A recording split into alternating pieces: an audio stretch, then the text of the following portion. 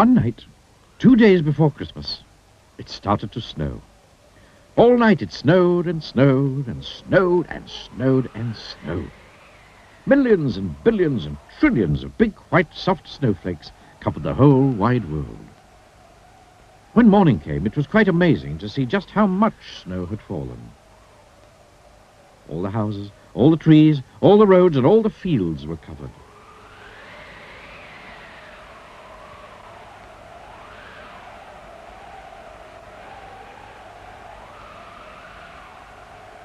It was almost as if a huge white blanket had been gently laid over everything.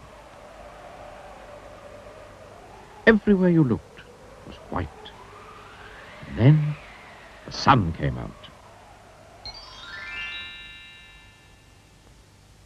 And so did the children. They were all dressed up and muffled up, wearing scarves and woolies and gloves and boots so that they wouldn't catch cold.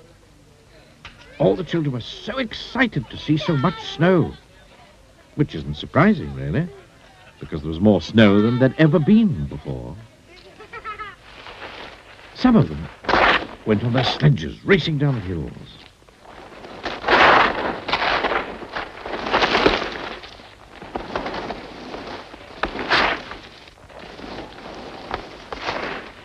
Some of them, who didn't have sledges, threw snowballs at each other.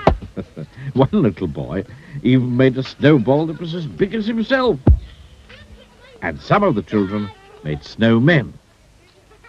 Then it was Christmas Eve.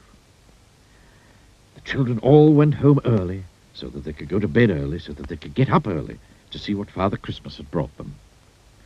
But that particular Christmas Eve, Father Christmas was in trouble. And the trouble was that it had snowed so much that Father Christmas was stuck. Well, and truly stuck. There was so much snow that his reindeer simply couldn't pull his sleigh, piled high with all the presents that he had to deliver to all the children. Oh dear, thought Father Christmas to himself.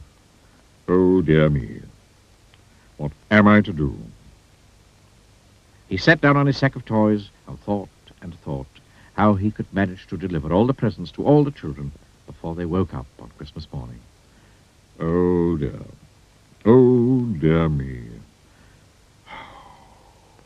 he said out loud and sighed. Now, it just so happened that Father Christmas had got himself stuck just beside a snowman which one of the children had built. And that gave him an idea, a good idea. A very good idea. A very good idea indeed. How would you like to help me? He asked the snowman. But of course the snowman didn't answer because snowmen can't talk, can they? Of course I'll have to use some of my magic to bring him to life, thought Father Christmas to himself. So he tugged his white beard 3 times and muttered some Father Christmassy magic words into it. Suddenly, you might almost say magically, the snowman did come to life. Hello, Father Christmas, said Mr. Snow, which was the snowman's name. You look sort of stuck, if you ask me, which you haven't, but I'll say so anyway. And if you ask me again, I'd say you need a sort of helping hand, if you know what I mean, which you probably do, because that's probably why you brought me to life, which you certainly did. So can I be of any assistance? Mr. Snow, as you might have gathered, was a rather talkative sort of snowman. Exactly, beamed Father Christmas. Let's get started. And start they did. Mr. Snow gave Father Christmas an enormous push, and off they went.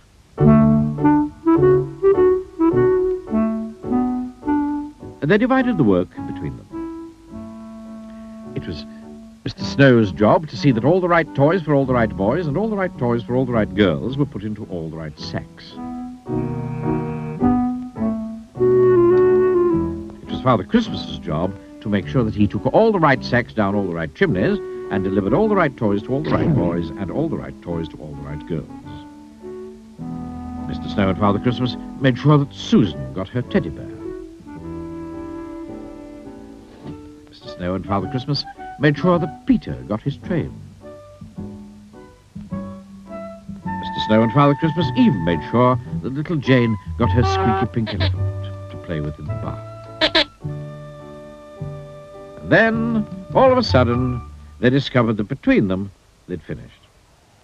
Oh, I'd like to thank you very much indeed for helping me deliver all the right toys to all the right boys, said Father Christmas, shaking Mr. Snow by the hand. No, not forgetting all the right toys to all the right girls, replied Mr. Snow, shaking Father Christmas by the hand. And now, I'd better turn you back into a snowman again, said Father Christmas. Thank you again, and goodbye. My pleasure, smiled Mr. Snow. And do you know, from that Christmas to this Christmas, Father Christmas always chooses a snowman to help him. So, if you ever build a snowman, you'd better make sure that you build him properly. Because who knows? He might be Mr. Snow.